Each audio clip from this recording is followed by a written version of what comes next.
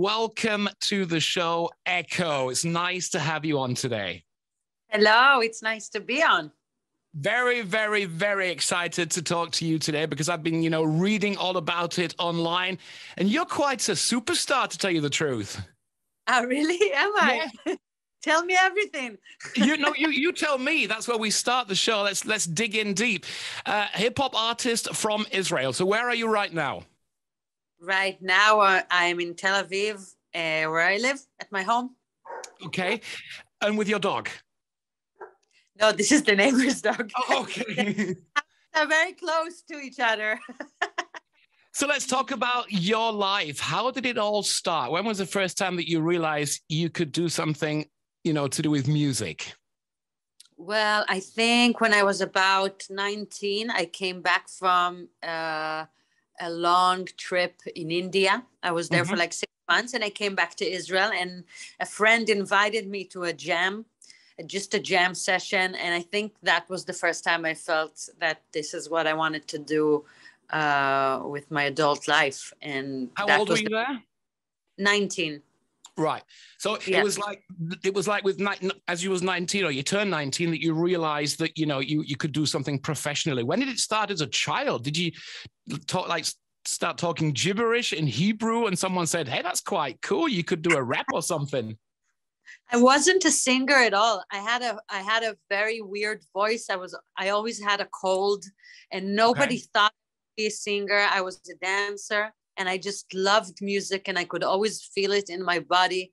And I was always excited by music, but I didn't understand how to tap into music. So at first I was a dancer for many years. And then when I couldn't dance anymore, because I had like a small accident in my knee, and how injuries like dancer, and that's how I discovered the music, and it allowed me to just be as close as I can to that feeling that I loved ever since I was a child. Right. So you were 19, you came back from the jam. What happened then? Then I decided I'm going to find a producer. And every day I get up, I'm going to do something that is, because I had no music education, and I felt like I'm 19 years old. I'm old. Why did I remember? Really? But yeah, okay. That was at the time, I was like, what? It's too late for me to start. But I said, okay, well, I'm not educated musically. So I'm just going to do every day, one thing that is about music. And I'm going to look for a producer. And then I met, after like a year of that, I met Tito, which was my first musical partner. Yes. And I think I learned so much from that project. Yeah. Tell us more about that. What was a project like? How did that start? Let's dig deep here, because a lot of people are watching around the world. I think you said a year you were looking for someone to help you.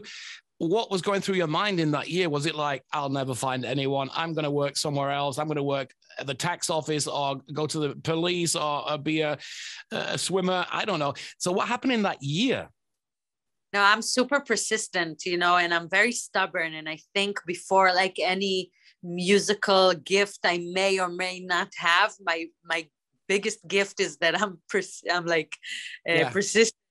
So I had so much faith in myself at the beginning, because I said, like, this is my only option, and I have to find a producer. And from every producer that I met, I learned something, and I learned how to be more precise with what is accurate to me, and until I met him. So it was important for me that I do everything.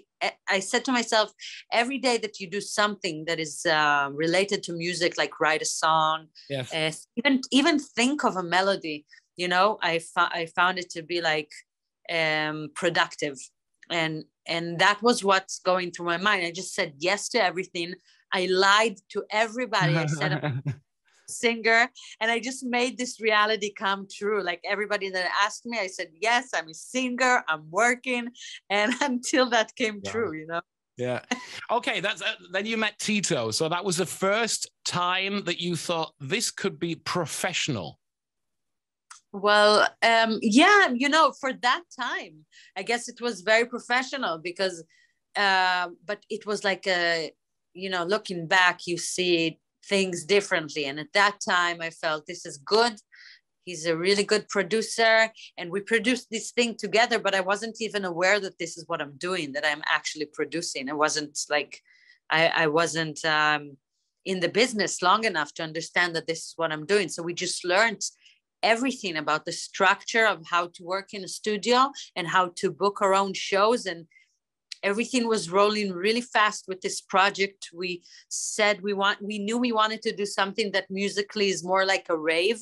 We love that concept of like to be in nightclubs and festivals. And in Israel, it's funny because in the UK and all over the world, it was already pretty obvious that a DJ would be with a singer. But in Israel, it wasn't the case. So we had to like convince people not to pay us less just because we're two people on stage. Okay. Didn't think about that. Well, yeah. It's typical in Europe, I suppose, that, when you have like someone singing or rapping or doing like a freestyle, you've always got the DJ there. That's if he wasn't there, you would like say, where's the DJ? Is she playing this from a cassette, or is it coming from a weird computer somewhere? I don't know. So what was the biggest thing you learned during that time? You said you had to do your own bookings. You got to know how the business works. Did it scare you? Because the business is kind of ruthless sometimes. Yeah, I think it comes and goes. The fear, you are only afraid of things you don't know, and then you know them. So you're scared at first, and it's just like I guess I learned that fear is sometimes a part of this process, and I just accept it. And I think I learned a lot about working with people. I think I learned a lot about just where to put my energy in the process, how much of an artist I am and how much of business do I do, and just to find for everything the right time and the right place, so it doesn't like chew on each other, Right. If that makes sense. Were you earning enough money to continue to do that for that year, or did you have to do a job on the side, to pay the bills? I was working in many different things. We're talking like 7-8 years ago. Yes. So yeah, I do a lot of side gigs. I worked in an ice cream place, and I used to work painting houses. Right. And I had tons of jobs. But I have to say one thing is that from the beginning, we had all the money that we made, we saved from the first day. Okay. So financially, we kind of did some right moves because we always had money to invest in the project.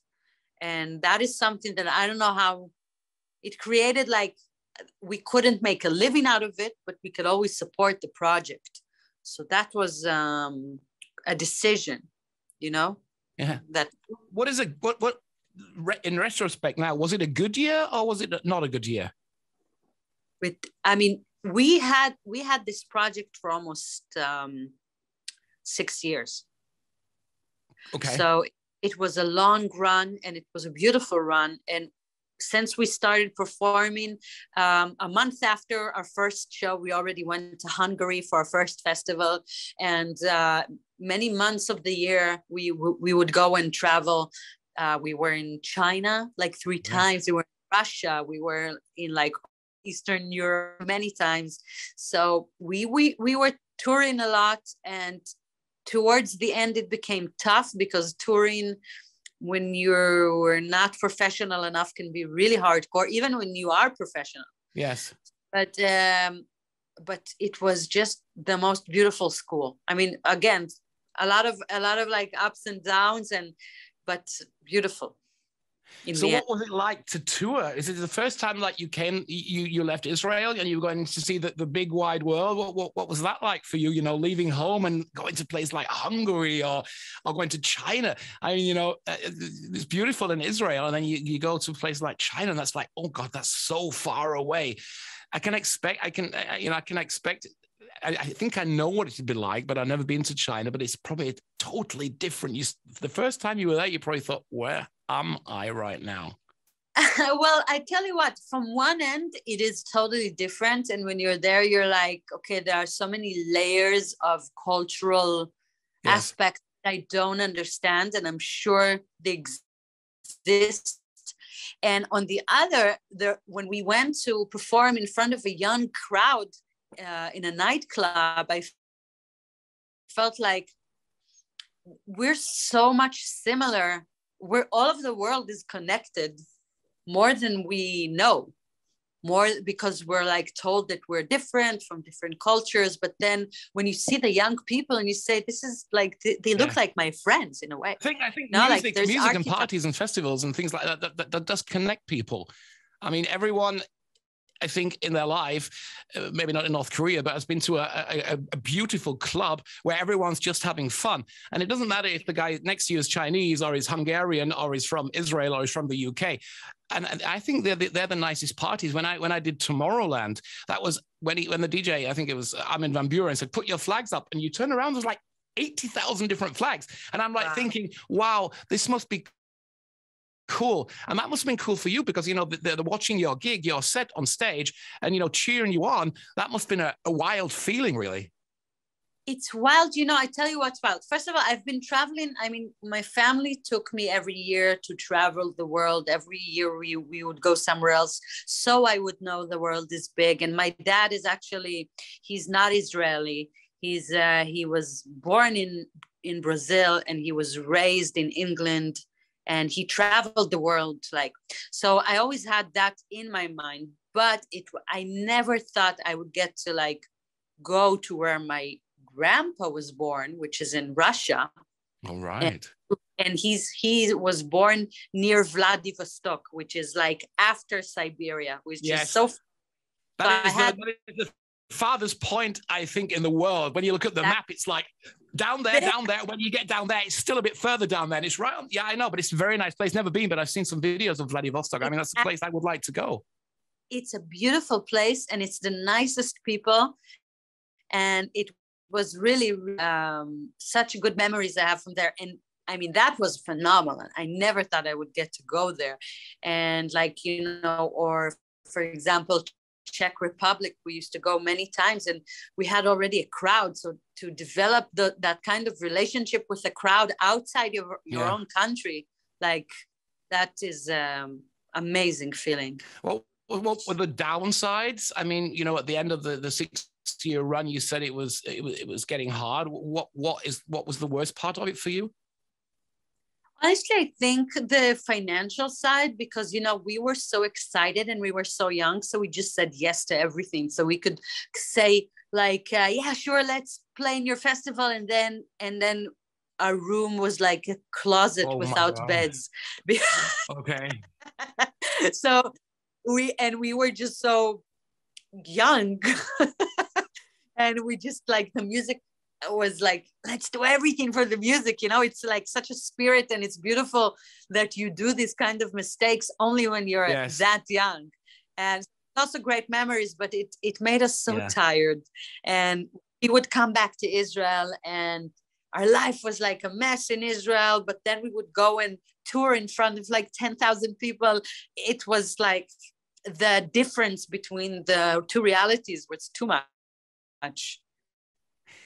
So what happened then at the end of why did you split up? Well, I think all the touring and just I felt like I had to make a decision of where I want to put my roots and where I want to put my energy in that time. I was so tired and I felt like what I do in English, there are so many beautiful women, amazing, that do amazing music, but in Israel, nobody did hip hop at that time. And I said, I think I can make a difference here if I put some energy to do this music in Hebrew. And it was also a personal challenge for me because I've been writing in English all my life, or all the time that I was creating music. And it was such a creative challenge to try and do that in Hebrew. And it was just that right time to say, like, I need to develop in different So Hebrew is your mother tongue, and also, correct? Because your English is perfect. Like, I would, you know, as you said, your dad grew up in the UK. I can hear a bit of a British accent in there, and there's grammatically, it's perfect. So I was like, can you speak both languages? I mean, I'm British and I work in Germany, and when I speak English, someone once asked me in the States, "Are you from Denmark?" I said, "Why should I be from Denmark?" And he says, "You have like a German accent when you speak English." And it's really weird because the longer you spend in a country, you tend to speak with a kind of an accent, even though you don't want to do. And I can hear a bit of British accent. I cannot hear a Hebrew accent, although I don't know what a Hebrew accent sounds like. But, you know, if you stood in front of me, I would think you're from the UK. I don't have a Hebrew accent. And also, I don't know, it's funny that you say English. Also, my dad has a very strange accent. I think it's like he took from every country that he's been, he took a little bit of an accent and he created his own. And, you know, I'm me being his daughter, mimicking his accent. And I was born in Key West, which is like an island in like the most, I guess, the last island in the Keys, right before Cuba. I don't know, when I sing in English, sometimes I sound from the islands. Like, I don't know where I picked up the accent. I don't know. I really don't. But when I sing, I'm like almost Jamaican in my feel. I don't know if I don't know where it's coming from. But when you speak Hebrew, would someone say, "Are you really from here, or did you come from somewhere else?" They ask me, I mean, every once in a while, somebody will ask me, "Is that it?" Like when I speak Hebrew, you have an accent. Yeah. It's like a genre of people that tell me, stop me and say I have an accent. But I guess what I feel mostly about this is that that dog again. Or he's hungry. I guess that it was a choice. It was a choice between like rooting myself in Israel and deciding that I'm putting my energy in the Hebrew, in Hebrew music, and just rooting myself here because I was a bit of a nomad. Mm-hmm. And in Israel, everybody's very much, they have, I mean, most of the people have a lot of heritage. My mother is, but for me, it's like, so like my dad is like Brazilian and Egyptian, and he was born in Brazil and he was raised in England, that moved to this and that. So it's scattered in so many countries. But that's good. That's good because I mean, you've got influencers from all over the place, and I mean that's amazing. I always say to people, get out of the country you live in, tour the world, see the world. That's the only way you can, you know, learn about yourself, learn about other people. And I think that's one of the best things I would, you know, if I had kids, I would tell them, get out of the country and just go on a trip somewhere and learn something. I think that's amazing. I think it's important to know because then you grow up and like my parents that used to take me like all over the world when I was young and just so I know, because I grew up being such so influenced by the world and from everywhere and nowhere at the same time, said like, I can't have her think that this is where the world ends. So what did your fans in Vladivostok say when you started doing the I haven't spoken to them in a long time. Yes. Because that would be like a shock. It's like all of a sudden Justin Bieber starts singing in Korean and you're thinking like, oh my God, I don't understand a word. Wow, that's funny. That's so funny. I think, I mean, I did some featuring, you know, I did a really nice song with Noga Erez. Mm-hmm. And throughout the years, and I have a few releases of other collaborations that are coming out in English. So, and I'm slowly coming back to the English. So if they miss me and they follow the last 3-4 years and they're still here, they're going to have some good things coming for them. I don't know if they're still around. Yeah, let's talk about the music industry, because I mean the global icon, that's what we want to do. We want to you know, connect everyone in the world together. It doesn't matter if you can sing, rap, produce, write, or you're a management company or you're a publisher or something. What would you like to see from us, from the global icon? What can you tell us, what you think, in which direction we should go with the show? Of this now? No. When we're going to do the whole global icon with like different presenters and different DJs and different musicians, what would your idea be to bring the world together, to glue it together for the global icon? What's the most important thing about making music? Well, I just love being a fly on the wall in other producers' creative process. Like, that is for me, like, I don't know if it's interesting to everybody, and I don't know really to how it contributes, but for me, like, I always love to see like really deep into the creative process, and I learned so much from it because there is like a language of music that just can relate so much, and it's like not affected by culture or where I am, or it just brings everybody together to just be a fly on the wall in somebody's creative process. Oof, that's for me is so if two guys were writing a song or sitting in the studio producing, that's the kind of thing that you like to watch and see how they do it and what you can learn from it, be the fly on the wall. Yeah, I love it. I love seeing the energy of when something good is happening. I love like seeing point of views, you know, just different point of views of how you write a song, how you work together with people, how you just like that, because I think the business side of it, it's important, it's really important, but most important is not to forget about the creation itself, because sometimes you can work so much in the around just to be able to make music that you don't actually make music. Okay, I get what you mean. Yeah. So that is what I would put the time in, and I think like to see how, you know, let's say, where are you doing the broadcast from? I'm in Manchester, UK right now, but I'm flying back to Germany tonight because I've got to do a radio show in Germany. But I'm in the UK right now. So I think the UK, that's what I thought. That's why I asked, because the UK specifically is like so ahead with music. Like so many things that are going underground in the UK are being spread all over the world.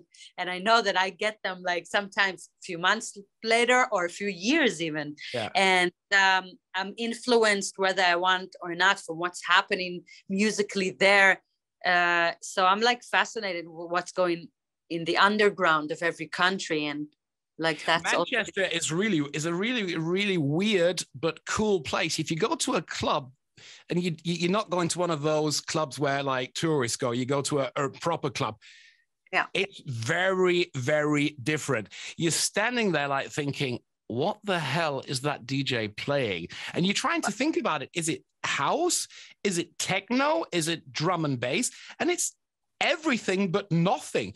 And that's really weird. You come out of the club and you're like thinking, I didn't know one song in there, but I got this amazing feeling. But in Germany, we don't do things like that. It's either a techno club or it's a hip hop club or it's a pop club. But there are some really weird places in the UK where you think, why do people go there? When you come out, you realize why you've been there, because it's just like so motivating. Wow, you said that, and now I want to get on a plane and go and hear that. Like, wow. Yeah. That is well, now everything's open. So, I mean, I said that in an interview a couple of days ago. The UK just like said, come on, we'll open everything up. Let's go. Let's see what happens. What's it like back in Israel at the moment? Well, first of all, I mean, it's been, Israel is pretty open, you know. So clubs are open, nightclubs? Nightclubs are open, restaurants are open, shows are open. I mean, I think we've been fully back on for like 3 months, like really. Okay. And it was gradually happening before that. Israel is so small and it's like, and so intense that just the government had to figure out what to do so fast, because it's so warm and intense here with the people that they just couldn't we don't follow rules very well. They had to pick up a solution. Okay. A friend of mine was in Tel Aviv and he said you have some amazing clubs. It's supposed to have a really good club scene. Good club scene, amazing music scene, everything. I think again, places that are very intense for various reasons, tend to have like a really live culture life and outcome, and it's like ruthless in a way. There's so many talented people, so many clubs, so many great just live bands and music and talented people and insane producers, and it's just crazy how it's all happening in this little small bubbly place. It's funny you say that, because I was talking to Dennis Lloyd, who's internationally well known at the moment. He's from Israel, and he was saying, the life that you live in Israel or in Tel Aviv, it's so open, so you're very, very friendly to foreign people and everything, and that's what makes it all bond and stick together. And that's the thing that motivated him, and I think motivates you. I can hear it. You're international, and then you live in an international place. I think Israel is quite international because also even just being Israel was created from people that come from different countries. So it's like a mash of cultures, and also very warm people. Again, it comes with both sides. Like if you stand in a line for the bank or anything, everybody's close to you, Yeah. Which is probably not good during the Corona time, but Exactly. It's like, hello, I need some space. Personal space. Sorry. Yeah. So the concept of personal space is almost absent here, but it also this beautiful side, when you come from Europe, and there is a big sense of personal space. So it's very exotic, and it comes from a good heart, it could be intense for a long run, but it comes from a good place, very warm, very curious, a lot of hospitality. Everybody would want to feed you just to show their love. Now you're making me want to get on a plane and fly straight to Tel Aviv, and I love to party, so that would be great. Great, yeah. Let's talk about the music. Who were the stars in your life who you look up to or looked up to and motivated you? Do you have someone like where you say, this person was like my motivation? In Israel? Worldwide, yes, in Israel. If you told me the names, I probably wouldn't know them. But like we're an international show. Let's do everything. Tell me the Israel stars, and tell me the international ones. Okay, so I think in Israel, again, because I wasn't formally taught music, so I really my method was just sticking to people that I loved musically and just learning everything I can from them. And I think one of the labels really, and it's a global label actually, that is based in Tel Aviv, is called Raw Tapes. Mm-hmm. And they taught me so much. So they're influenced by jazz and hip hop and beats. They're on like the line with, they're communicating musically a lot with LA, like that mm-hmm. kind of vibe. And I just learned so much from them in Israel about like just their top quality. They have like a huge library of musicians. They keep bringing more and more and creating really interesting things. So for all the listeners, Raw Tapes is just, you'll find like the most amazing library of music. And I think around the world, I mean, there are really so many. And I love what's going on now with all the beautiful, like strong women and rappers. But production wise, I have to say that Pharrell Williams is he is number one. He is number one.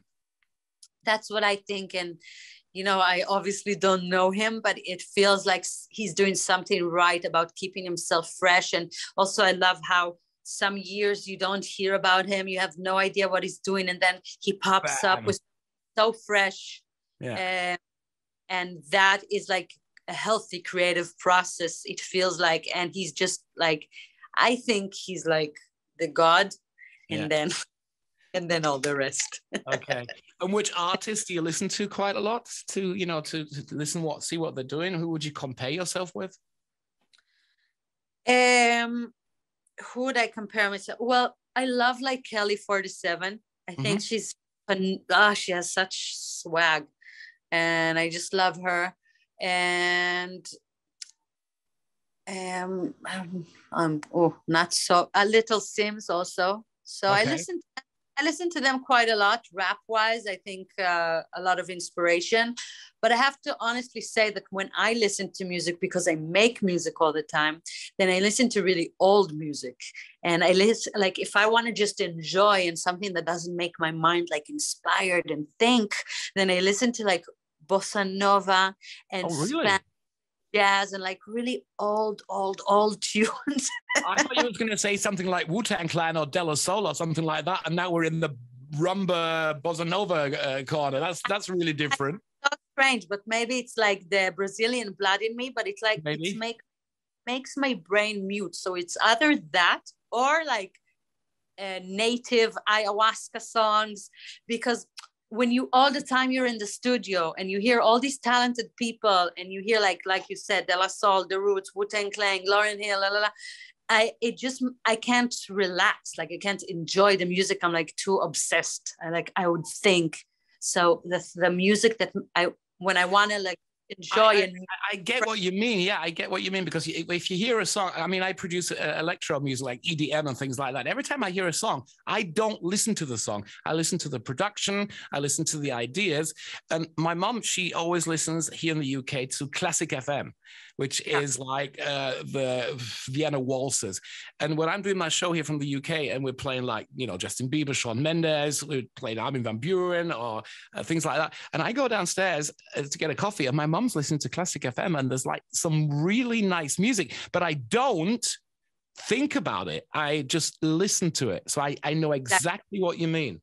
Yeah, I had to find like I had to make that separation, because I had to find the music that I could listen to that just makes me enjoy music again and not think, like you say. And then like when I'm in the studio, sometimes I would start the session with my producer or whoever he would be at that time, and we just listen for an hour for different music all around the world just to get like ourselves going, inspired. Sometimes we could just sit and just listen to music, but it would be like just listening and thinking and like that. So I had to separate and I had to find the music that makes me fall in love with music every time. When you're writing songs and writing the lyrics, do you have like a favorite place, sat on top of a hill looking at the city lights, or sitting at the beach watching the waves roll in, or do you just like draw the blinds and enjoy a very dark room? I think the best place for me would be like on the go. Like if I can write an album on the train, like just with me with the headphones on the window or in a car. So that feeling of like movement always brings out the best in me. And also like timeline, like I always, you know, you go to the studio, you know, you have from this to this. So that schedule is always great. It's like structure and boundaries are the god, I think, of creation. Work within a schedule, a time frame. But honestly, like the best songs I've written were like on the ride. Like when I was in India and there was 15-hour rides on a bus with no connection, was the best songs I've ever written. Seriously? Yeah. I can understand that, because I still fly quite a lot, and I like to look out of the window and look at the clouds. And this is going to sound really weird, but that is, I notice when I'm just sat there at the window seat looking out and looking at the clouds, my mind starts to drift, and then I start to get ideas for things I'm going to do on my show. And then I get out of the aeroplane and think, how long were you on that flight for? It sometimes feels like 8 hours, because you've been thinking and thinking and thinking, but it wasn't like hard thinking. It was just like relaxing thinking. I can imagine if you're on a train for 15 hours, what the hell do you do but write a song or write an album, you know? I think it mimics what we were experiencing when I mean, all this creation and this need to express our creation came from a lot of spare time we had as kids, I believe, you know? And I think nowadays, you know, we're so bombarded with information and we have the phone, and we need to like force ourselves to create that space where boredom comes, and from boredom ideas, and you have time to like process. And so I think that time is, as I grew up, is more like precious, you know, it happens less and less, and I need to find more time to like close the phone or long rides or this, or kind of create that space, because that's what I think. That I was the same as a kid. I used to stare at the window, look at the clouds, think thoughts, and that's what we used to do, you know. We didn't have phones, we didn't have screens all over. We had, but not all over, not like today. So when you do the music in the studio, do you write the lyrics first and then produce the music, or is the music the most important part and you fit your lyrics to that beat? Well, it really depends, because sometimes I have a hook in my mind and I record it, and sometimes I have not a hook but like a rhythmic, like something rhythmic that interests me, so I just do like gibberish, you know. I have tons of recording on my phones. And sometimes I have desire to do something that comes more from the beat, like, oh, listen, I want to do something 80s vibe, la, la, la, la, you know, like this. So, yeah, that's like, it's all the time, it varies. Sometimes I'm more like singer-songwriter, and sometimes I'm more of a producer. Okay. What's coming up for us in the next, weeks, months, year? What are your plans?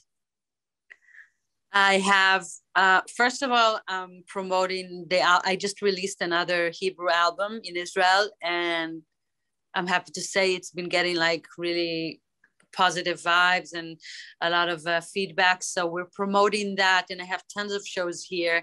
And then I feel like it's time for me to start creating again music in English. So I have a really big collaboration with an amazing and pretty well-known electronic duo, techno.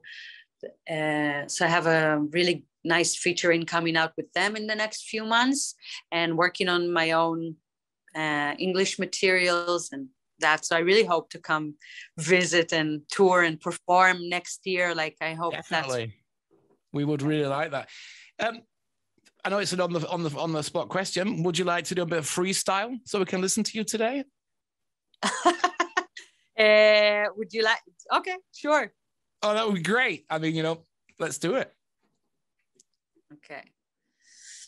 Dive deep to creation, critical advice when you stand at temptation. It ain't no frustration, a new generation about the love you seek in the world of sensation. Look to the side, because the acting crazy is maybe the reason we got from basic our world. Content by size and glitter. You look so pretty, but you act all bitter. Dive into your mind. Better let it deep, yeah. I better let it grind. I'm taking my time, taking my time, taking my time. Wow. Amazing. Can I hear something in Hebrew, please? Yeah, sure. I love these kind of interviews. This is not, this is live, Peter, everyone. This is live. Yeah, I am so tired. You can convince me to do just about anything. Good. כולכם מוזמנים לקוד קידה, מולכם עומדת האחת, אבל לא היחידה, שמביאה את השיט באווירה נשית, פרש לאללה, כהן על הביט, אז אני באה מלמעלה, מה שחונק אתכם אצלי זז גל, אז וואלה, לא כל אחת שמעיז הסימן שעלה לה, אני כאן בשבילך שתעשי עם הבא לך, את אחות וזה לכל הפחות, נותן לי לאסוף כוחות, לתת את עצמי, לסחוף את המיץ, מיפת השיער, אומרת לך יאללה תרביצי באפל מקומות, אני שברתי מוסכמות ואז שברתי את הבמות, אז כולכם מוזמנים לקוד קידה. כולכם מוזמנים לקוד קידה, כולכם מוזמנים לקוד קידה, כולכם עומדת האחת, אבל לא היחידה. I have no idea what you said, but it sounded great. What was the message? Well, the message is, it's kind of the song that made me like known here in Israel, and I said like, everybody bow down. I am the one, but I'm not the only one. Okay. But as like, I am the one, but I'm not the only one. And it talks about all the females, like empowering. It's very empowering for women. That was great. Well, thanks a lot for being on the Global Icon today, Echo from Israel. It was great to talk to you. I wish you all the best. And as you said, let's make sure you come over here to continental Europe, or maybe to the UK, and I'll be the first person standing in the line to see you on stage. Wow, I would love that. And also, please give me a call if you're coming, because we have a hummus tour. Definitely. Definitely. You're the first person I call. Echo, thank you very much. Lots of love from the UK and all the best. See you soon. Bye. Bye-bye. Thank you very much. The Global Icon today with me, Rob Green, and that was Echo live from Israel. Thanks for watching.